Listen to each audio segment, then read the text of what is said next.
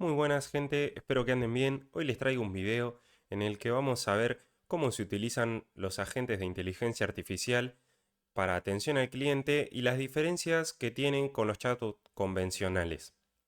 Si no me conoces, mi nombre es Agustín Goñi, soy desarrollador de software y hace un tiempo que me vengo especializando en inteligencia artificial y soluciones automatizadas, trabajando con empresas y negocios que quieren optimizar sus procesos y mejorar su capacidad operativa sin tener que poner mucho esfuerzo en el camino. Así que sin más vueltas, vamos a la presentación que les tengo preparada. Así podemos entrar de lleno en lo que son los agentes de IA. Bueno, acá yo preparé una pequeña presentación en donde vamos a empezar charlando sobre los chatbots convencionales. Este tipo de soluciones las podemos ver en muchas empresas aún hoy en día. Son este tipo de chatbots en donde tenemos botones y nos van llevando por un flujo predefinido. No tienen una comprensión real del contexto, sino que por detrás tienen un árbol de decisiones que nos va a ir conduciendo por un camino u otro de acuerdo a las opciones que nosotros vamos eligiendo. Esto es el típico caso de un chatbot de soporte de cualquier empresa de telefonía o internet que simplemente le mandamos un mensaje con algún problema, como es en este caso, con un input, un mensaje, y eso despierta el chatbot y este chatbot nos va a conducir por un caso uno, en este caso, por ejemplo, si nosotros en el caso de una empresa de telefonía queremos, por ejemplo, cambiar de paquete, entonces le vamos a solicitar sobre el servicio actual. Esto nos va a dar opciones si lo queremos dar de baja, si lo queremos actualizar, etcétera. Entonces, esto nos va conduciendo por diferentes caminos de acuerdo a las opciones. O sea, este sería un botón, este sería otro, este sería otro. Tres opciones, tres respuestas diferentes, pero un camino predefinido. Entonces, como podemos ver, esto tiene ciertas limitaciones, porque para empezar, no nos entiende lo que nosotros le estamos diciendo. Va a estar siempre limitado a las respuestas estáticas predefinidas en este árbol de decisiones. Además, va a ser un poco frustrante muchas veces, incluso me ha pasado a mí, tener un problema y de repente no poder solucionarlo porque la gente, digo, el chatbot este nos responde lo que quiere porque ya lo tiene predefinido y muchas veces nosotros le decimos que tenemos un problema y no nos hace caso, él sigue con su flujo predefinido y si no nosotros no apretamos el botón correspondiente, no hace nada, se rompe, te deriva a un humano con mucha suerte. O sea, es bastante frustrante interactuar con este tipo de sistemas porque es muy notorio que nosotros estamos hablando con una máquina. Y a las personas hoy en día ya no nos gusta sentirnos que estamos hablando con una máquina. Entonces, este tipo de soluciones ya empiezan a quedar obsoletas. Incluso las empresas ya se están dando cuenta de eso y están implementando cambios y soluciones respecto a sus maneras de interactuar con WhatsApp, y con este tipo de canales así de atención al cliente y de soporte. Acá pasamos al siguiente punto, que son los chatbots con IA. En este caso, los chatbots con IA son básicamente como ChatGPT, en donde nosotros tenemos un cuadro de texto en el que podemos escribir con nuestro lenguaje lo que queremos y esto mediante una API va a ser una llamada a un modelo de inteligencia artificial. Una API, para quien no lo sabe, es como una interfaz de programación literalmente que se encarga de conectar dos sistemas. En este caso, conectar el cuadro de texto en el que nosotros estamos escribiendo y el modelo de inteligencia artificial, el LLM por su sigla en inglés, que nos va a responder con lenguaje natural también. Entonces acá ya empezamos a ver avances. Para empezar, esto nos va a responder siempre. es conversacional. Entonces, ya acá tenemos un plus importantísimo. Es conversacional, gente. Esto fue un avance porque veníamos de hablar con chatbots que nos daban opciones a partir de botones y ahora podemos entablar una conversación. Como ya dije, utiliza lenguaje natural, tiene flexibilidad en su respuesta, nos va a responder siempre, por más que nosotros le digamos, en este caso, no sé, estamos hablando de marketing y le decimos, che, GPT, estoy tomando mate. Te va a decir, uy, qué bueno, te felicito. Porque encima son súper cálidos y te apoyan en todo. Eh, pero si vos le decís, estoy tomando mate a un chatbot, como en la versión anterior que mostramos, no te va a responder nada, se va a romper, te va a decir esa solicitud no la puedo procesar y ese tipo de respuestas, ¿no?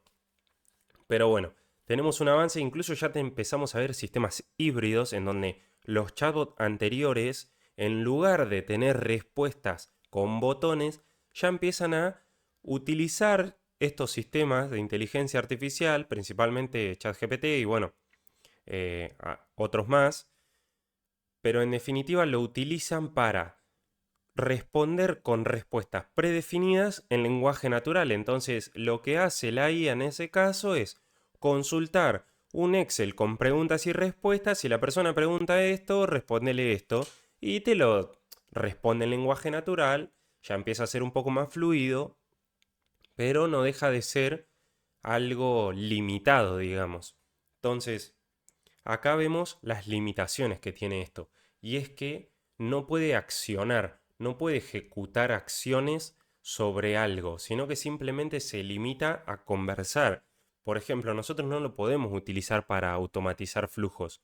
Si bien ya empezamos a ver avances dentro de la misma interfaz de la IA, en este caso hablando de ChatGPT, por ejemplo, ya tenemos opciones como los GPTs que le podemos configurar, podemos darle un contexto mediante archivos, podemos brindarle acciones, conectarlo al Google Calendar, por ejemplo.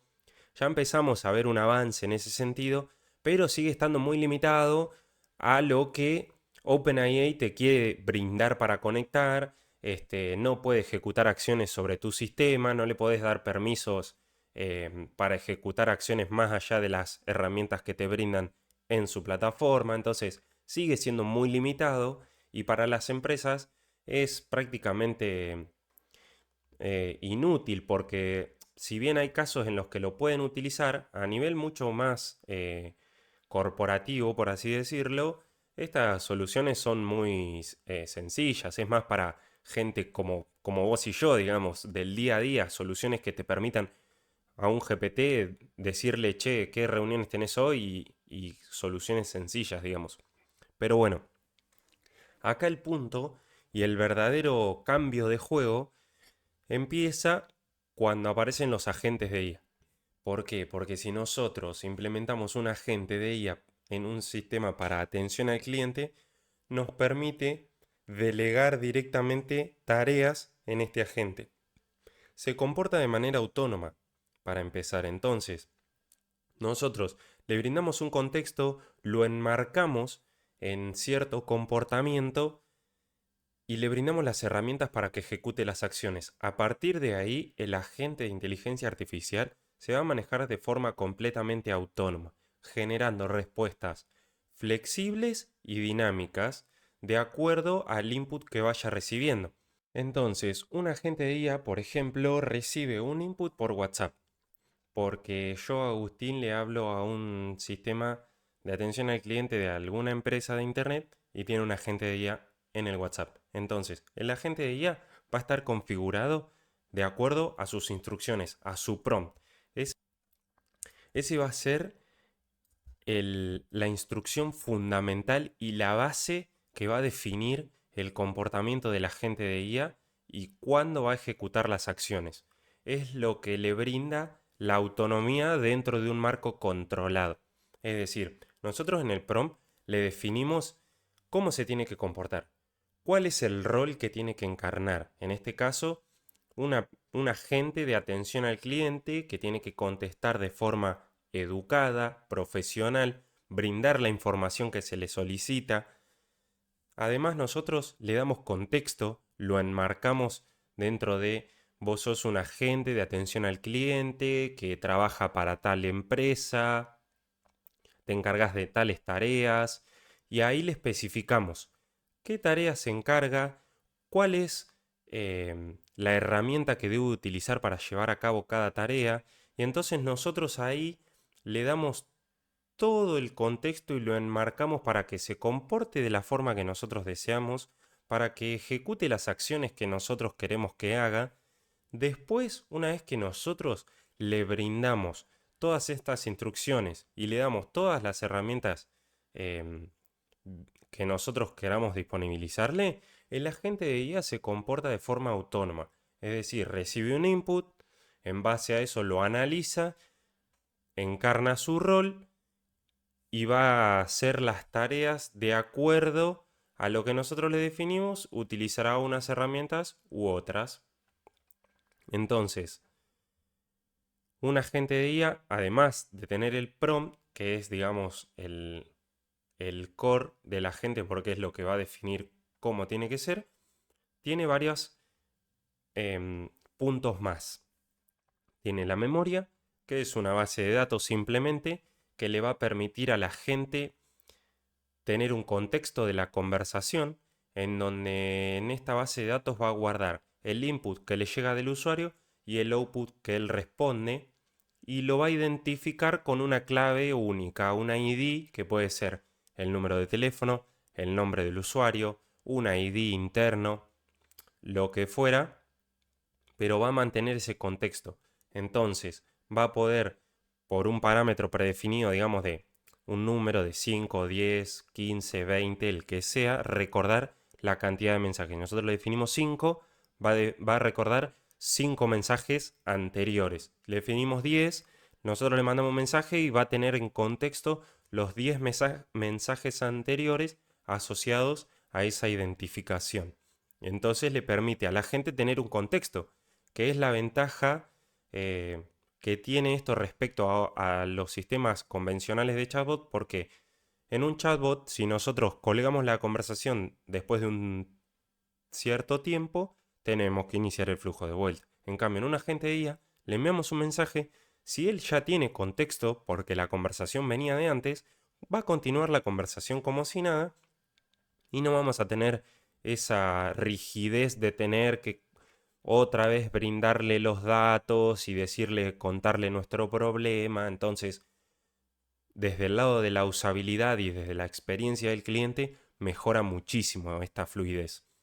La siguiente herramienta no, el siguiente ítem que compone un agente de IA es el cerebro, el modelo de inteligencia artificial, que puede ser de OpenAI, GPT-4, GPT-4o, O1, O3 y la variedad de modelos de lenguaje que hay hoy en día. De otras empresas como Anthropic, puede ser Cloud 3.7, 4, Gemini. La variedad de modelos, digamos, que existen hoy en día que va a ser elegida en base a lo que nosotros queremos hacer. Porque ahí también tenemos que analizar, digamos, en cuanto a costo-beneficio, porque por ahí, para un simple chat que tiene que responder, un modelo barato va a funcionar bien. Pero si las tareas que tiene que hacer son más complejas, necesitamos un modelo con más capacidades. Entonces, para elegir el modelo, uno tiene que analizar, digamos, qué tipo de tareas tiene que realizar y ver la relación de costo-beneficio y elegir un modelo en consecuencia. Pero en definitiva, el modelo en sí es el cerebro de la gente. Es quien se va a encargar de interpretar el lenguaje natural, es decir, lo que nosotros le enviamos, y generar una respuesta en ese mismo lenguaje natural que nosotros le hablamos. Entonces, básicamente es el cerebro.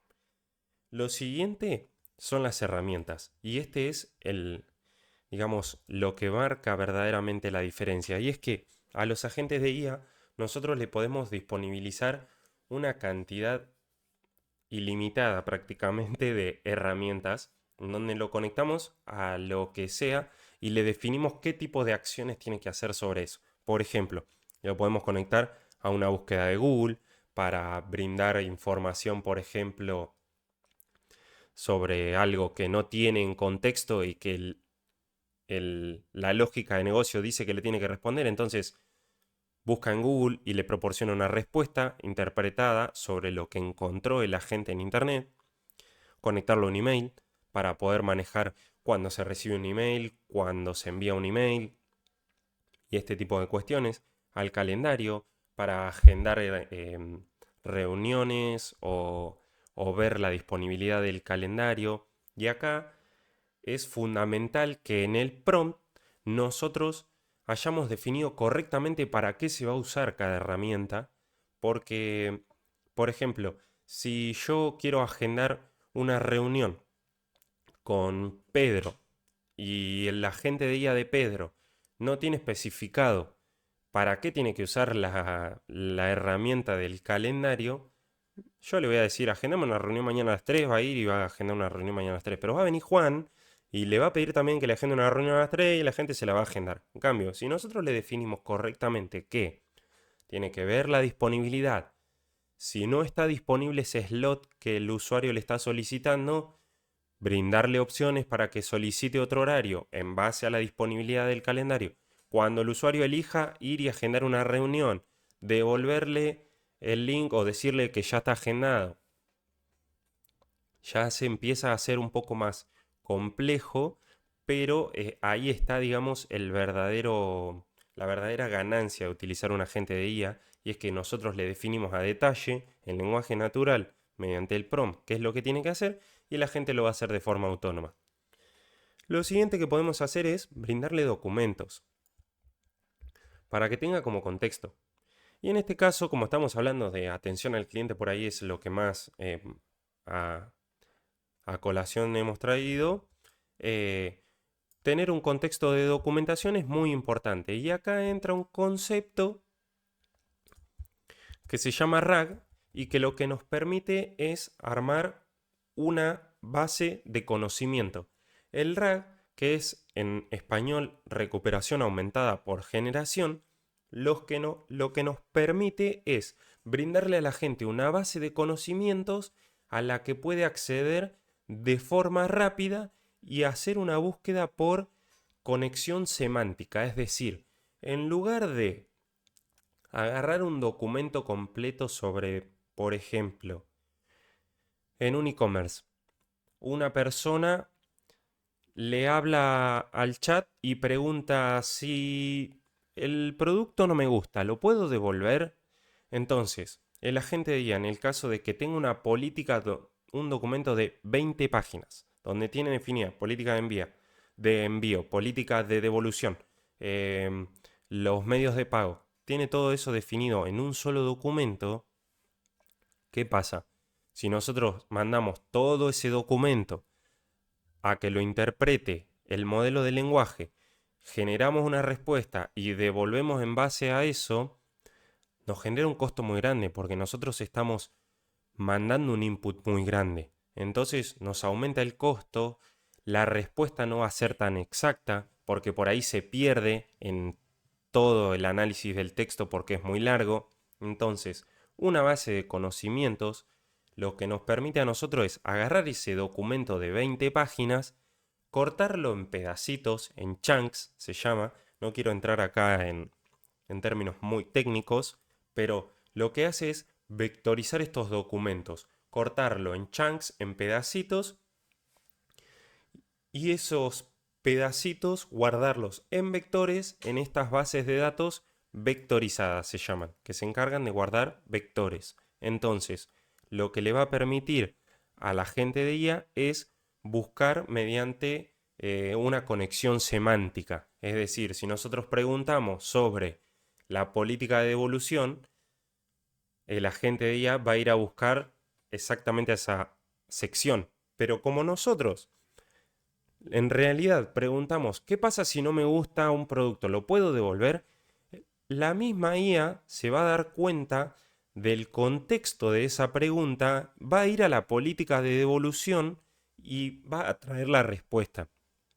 Y esto funciona porque em, cuando nosotros indexamos la información en las bases de datos, es decir, cuando lo cortamos en chunks y cargamos la información mediante un proceso con inteligencia artificial también, se le da un puntaje. Y mediante ese puntaje la IA después va y busca la respuesta que tiene que buscar por contexto. Es un poco mágico, por así decirlo, pero no es magia. Es completamente técnico. Es una técnica de vectorización de información. Y bueno, no quiero entrar en detalles técnicos, pero básicamente una base de conocimiento es fundamental para agentes de IA, para atención al cliente o para soporte que se encarga de contestar información sobre un sistema, por ejemplo, sobre cómo utilizar un sistema. Entonces tiene que tener cargada la documentación de ese sistema y cuando un usuario le pregunte cómo se utiliza cierto módulo, el agente irá a la información de ese módulo y explicarle detalladamente cómo se utiliza. Entonces, para soporte, para atención al cliente y todo este tipo de cuestiones, una base de conocimiento suele ser una herramienta bastante principal de la gente de IA y que se utiliza bastante. Entonces, cerrando un poco todo esto del RAG, no quiero entrar más en detalle porque la verdad es que da para otro video hablar específicamente de esto. Es muy importante y nos permite darle ese contexto de más a la gente sin tener que cargarle la información en el prompt em, y disponibilizársela para que la consulte de forma autónoma. Entonces, ya cerrando la presentación, un agente de IA para atención al cliente principalmente nos va a marcar mucho la diferencia porque nos va a permitir contestar de forma completamente humana, incluso prácticamente sin que se distinga si está contestando una persona o un agente de IA muchas veces.